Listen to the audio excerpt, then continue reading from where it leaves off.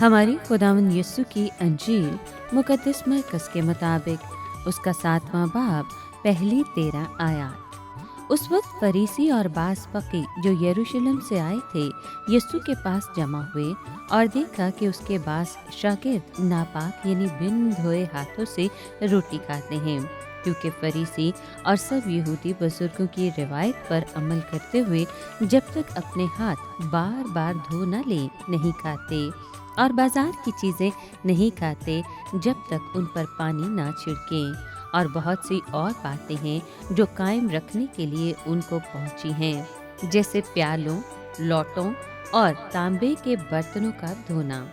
बस फरीसियों और फकीयों ने उससे पूछा कि तेरे शागिर्द बुजुर्गों की रिवायत पर क्यों नहीं चलते, बल्कि नापाक हाथों से रोटी खाते हैं।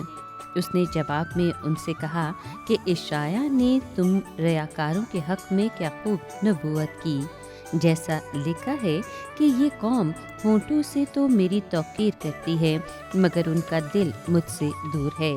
बस ये बेफायदा मेरी परस्तिश करते हैं, क्योंकि आदमियों के अहकाम की तालीम सिखाते हैं, क्योंकि तुम खुदा का हुक्म अदूल करते हुए आदमियों की रवायत को कायम रखते हो। और उसने उनसे कहा कि तुम अपनी रिवायत को जारी रखने के लिए खुदा का हुक्म बिल्कुल रद्द करते हो, क्योंकि मूसा ने कहा तू अपने बाप और अपनी माँ की इज्जत कर, और जो कोई बाप या माँ को बुरा कहे वो ज़रूर मारा जाएगा।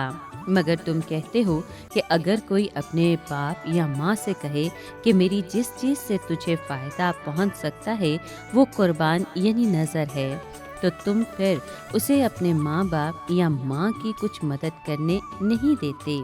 यूँ तुम अपनी रिवायत को जारी रखते हुए खुदा के कलाम को बातिल कर देते हो, और ऐसे ही बुतेरे काम तुम करते हो। पाक कलाम के पढ़े और सुने जाने पर खुदावंद की बरकत हो, खुदा का शुक्र हो। अजीज दोस्तों, आज के कलाम में हम देखते हैं कि फरीसी और फकी यीशु पर इस वजह से नुक्ताचीनी करते हैं कि उसके बाद शागिर्द बिन धोए हाथों से खाना खाते हैं।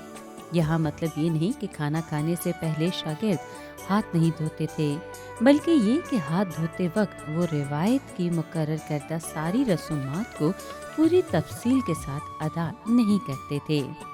जिंदगी के बारे में उनका रवैया इतना मनफी और ऐब था कि उनको सिवाय बिन धुले हाथों के कुछ नजर नहीं आया। वो हमारे कुर्रा अर्जी को छूने वाली अजीम तहरीक को नहीं देख सकते थे, वो तहरीक जो इंसान के जहनों, रूहों और बदनों को धोकर पाक कर रही थी। उनकी आंखें सिर्फ सतही और छोटी छोटी बातों को देखती थीं, मगर बड़ी और अजीम बातों की तरफ से बंद थीं। चुनाचे तारीख ने उन्हें भुला दिया है, इसलिए भुला दिया है कि वो मनफी सोच के लोग थे। अगर याद रखा भी है तो सिर्फ इस पस मंजर के तौर पर जो मुस्बत सोच के मसीह के असरो नफूस को उजागर करता है। उन्होंने पीछे क्या छोड़ा? नुक्ताचीनी और ऐब जोई। मसीह ने क्या छोड़ा? दिल की तब्दीली। वो गलतियाँ और खामियाँ तलाश करते फिरते थे और मसीह पैरोकार तलाश करता था। इसके बाद यीशु ने एक वाज़ेह मिसाल पेश की कि रिवायत किस तरह खुदा की शरीयत को बातिल कर रही है।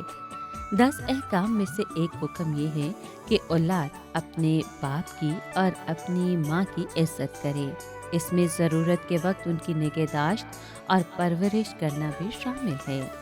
अगर कोई बाप या माँ को बुरा कहे तो शरीयत में उसके लिए मौत की सज़ा का हुक्म है। लेकिन एक यहूदी रिवायत पैदा हो गई थी जिसे कुर्बान कहते हैं। इसका मतलब है मखसूस किया गया या दे दिया गया, मजहबी जुबान में नजर कर दिया गया।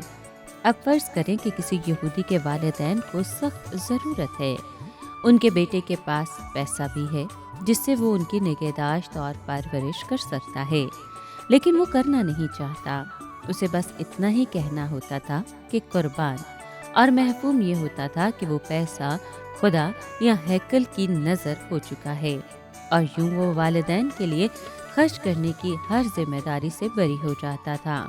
وہ اس پیسے کو لامحدود مدت کے لیے اپنے پاس رکھ سکتا اور کاروبار وغیرہ میں لگا سکتا تھا۔ اس بات کی کوئی اہمیت نہ تھی کہ وہ پیسہ کبھی ہیکل میں دیا جاتا ہے یا کہ نہیں۔